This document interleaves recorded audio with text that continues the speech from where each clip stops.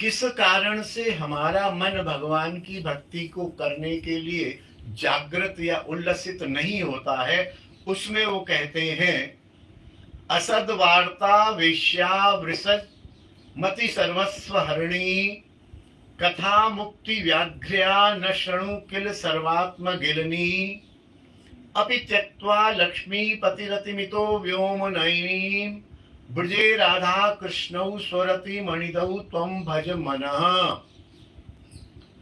यहाँ पर रागानुगा भक्ति की बात कही है। इस बात को हम सोचेंगे, दिमाग में रखेंगे, नहीं तो हाँ बहुत सुंदर, बहुत सुंदर। राधा कृष्ण की रागानुगा भक्ति की बात कही गई है यहाँ पर। सामान्य भक्ति की बात नहीं है, थोड़े ऊंचे लेवल की बात है। इसलिए कुछ एक बातें ऐसी भी कही गई हैं कि जिनको हमें समझना होगा। कोई कटाक्ष नहीं है, कोई निंदा नहीं है किसी भी स्वरूप की।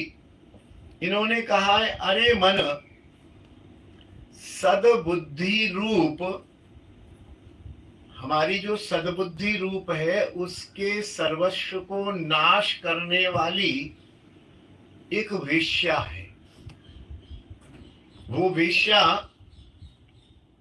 कौन है? वो वेश्या है असत कथा, सांसारिक वार्ता, ग्राम्य वार्ता। तेरी बहू कैसी है? हमारी बहू तो बहुत परेशान करती है। तेरा बेटा कैसा है?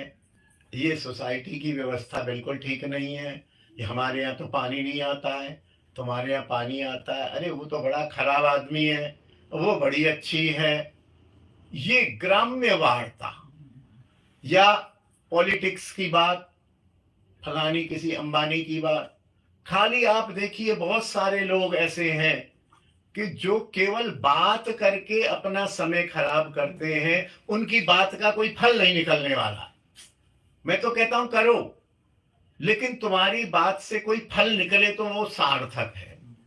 केवल यहां बैठ के हम या तो मोदी की प्रशंसा कर लें या मोदी की बुराई कर लें, होना जाना कुछ भी नहीं है। अथवा किसी संत की हम बुराई कर लें, किसी संत के आचरण की निंदा कर लें, किसी संत को अच्छा बता दें, किसी को बुरा बता दें।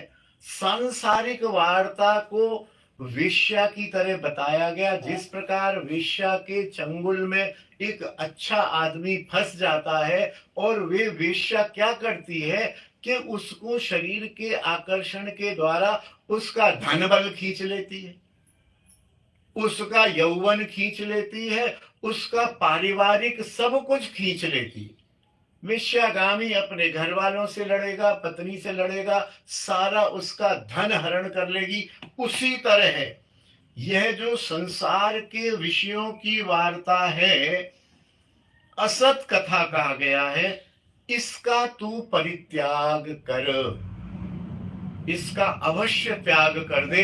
यदि राधा कृष्ण की प्रेममयी रागानुगा भक्ति में तेरे को जाना है तो अवश्य त्याग करना होगा। और उसके लिए तरीका यही है, एकांत रहे, ज्यादा लोगों से न मिले न जुले और ज्यादा बात न करें। उसका तरीका हम यदि इधर निकलेंगे, एक चक्कर वहां लगाएंगे, एक चक्कर वहां लगा लो, चक्कर माला झोली लेके मुंह नीचा करके, कोई अर्ज नहीं है। और कैसे हो भैया, बहुत दिन में दिखे नहीं आप तो? कि दिखे तू नहीं, कि मैं क्या नहीं दिखी, तू ही नहीं दिखा है ना? होगा ना? अरे भैया से नाराज, क्योंकि नाराज क्या, तूने ही पहले कहा है तू दिखे नहीं, मैं क्या नहीं दिखी, मैं क्या कोई किसी की चोरी किया जो मैं दिखी नहीं, छुपी डोल रही हूँ? अरे मारा फालतू की बात। तो निकले भी सही तो मुख नीचा करके, कम से कम बोले, कम से कम व्यवहार रखे, कम से कम बाहर के जगत में कम से कम यदि वो अपना रुख रखेगा तो इस असद वार्ता से बच जाएगा।